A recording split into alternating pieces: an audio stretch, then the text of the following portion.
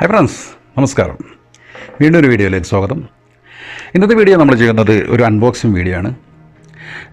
ഞാൻ ഇത്രയും കാലം എൻ്റെ യൂട്യൂബ് വീഡിയോസ് ക്രിയേറ്റ് ചെയ്തുകൊണ്ടിരുന്നത് എൻ്റെ മൊബൈൽ ഫോൺ യൂസ് ചെയ്തിട്ടായിരുന്നു. അധികം യൂട്യൂബേഴ്സും തുടക്കം എല്ലാവരും തന്നെ തങ്ങളുടെ മൊബൈൽ ഫോൺ യൂസ് ചെയ്തിട്ടായിരിക്കും വീഡിയോ ചെയ്യാറുള്ളത്.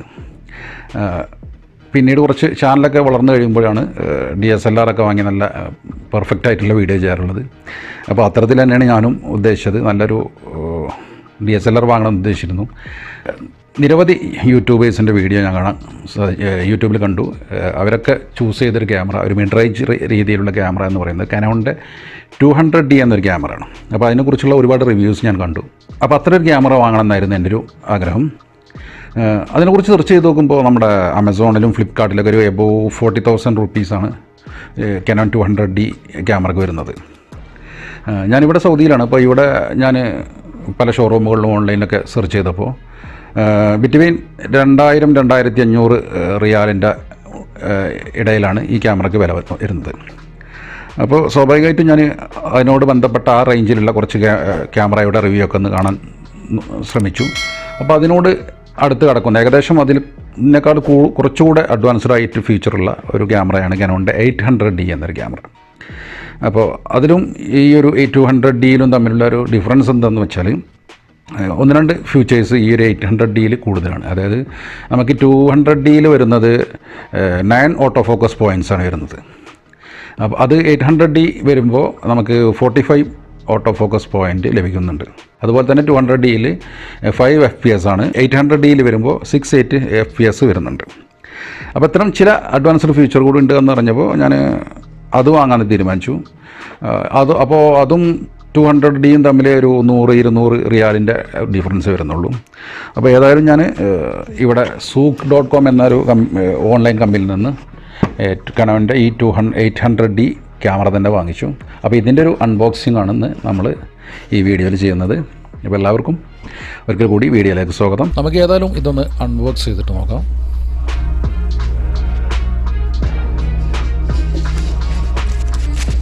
മുകളിലായിട്ട് കുറച്ച് ബുക്ക്ലെറ്റ്സ് ആണ്, അതുപോലെ തന്നെ ഒരു പവർ കേബിള്,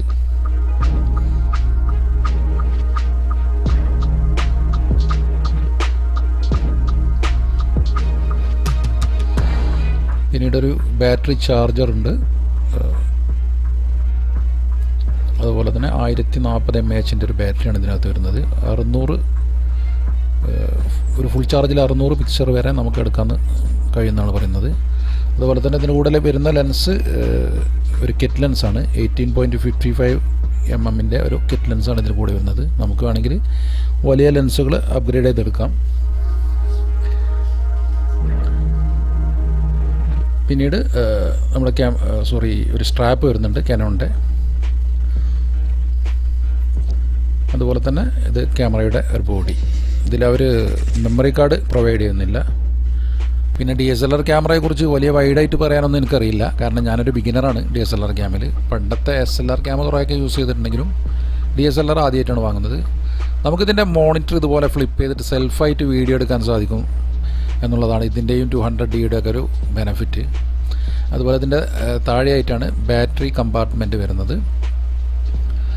റൈറ്റ് സൈഡിലായിട്ട് നമുക്ക് മെമ്മറി കാർഡ് ഇൻസേർട്ട് ചെയ്യാനുള്ള സ്ലോട്ട് കാണാം. അതുപോലെ തന്നെ ലെഫ്റ്റ് സൈഡിൽ ഇതിൻ്റെ എക്സ്റ്റേണൽ മൈക്ക് കണക്ട് ചെയ്യാനും അതുപോലെ USB കമ്പ്യൂട്ടറുമായിട്ട് കണക്ട് ചെയ്യാനുള്ള സോക്കറ്റൊക്കെ കാണാം. ക്യാമറയെക്കുറിച്ച് ഞാൻ കൂടുതൽ പഠിച്ചെടുക്കേണ്ടതുണ്ട്, കാരണം നല്ല യൂട്യൂബ് ചാനലുകൾ നമുക്ക് ലഭ്യമാണ്. ഫോട്ടോഗ്രാഫിയെക്കുറിച്ച് പഠിക്കുന്ന മലയാളം ചാനലുകൾ, നമ്മുടെ നെജുംബായുടെ ഐഷൂട്ട് ഫോട്ടോഗ്രാഫി പോലത്തെ, ദീപു പിള്ളയുടെ പോലത്തെ ചാനലുകളൊക്കെ നമുക്ക് എന്നെപ്പോലെ DSLRനെ കുറിച്ച് കൂടുതൽ അറിവൊന്നുമില്ലാത്തവർക്ക് നല്ല ഐഡിയ ലഭിക്കുന്ന ചാനലുകളാണ്. നമുക്ക് ഏതായാലും ഈ ലെൻസ് ഒന്ന് കണക്ട് ചെയ്ത് നോക്കാം. ഈ ലെൻസിലൊരു വൈറ്റ് സ്പോട്ട് ഉണ്ടാവും. അതുപോലെ തന്നെ ക്യാമറയുടെ ബോഡിയിലും ഒരു സ്പോട്ട് ഉണ്ടാവും. അതിൽ കറക്റ്റായിട്ട് വെച്ചിട്ട് റൈറ്റ് സൈഡിലോട്ട് ഇതുപോലെ തിരിച്ചു കഴിഞ്ഞാൽ നമുക്ക് ലെൻസ് കണക്ട് ചെയ്യാൻ സാധിക്കും. ഇതൊരു ബേസിക് ലെൻസാണ്. നമുക്ക് വലിയ ലെൻസൊക്കെ വേണമെങ്കിൽ ഈ കാനോണിൻ്റെ ലെൻസ് വാങ്ങിയിട്ട് ഇതിൽ കണക്ട് ചെയ്യാം. എനിവേ കൂടുതൽ പറഞ്ഞ് ബോറടിപ്പിക്കൊന്നുമില്ല, എനിക്ക് പറയാനും അറിയില്ല അതിനെക്കുറിച്ച്.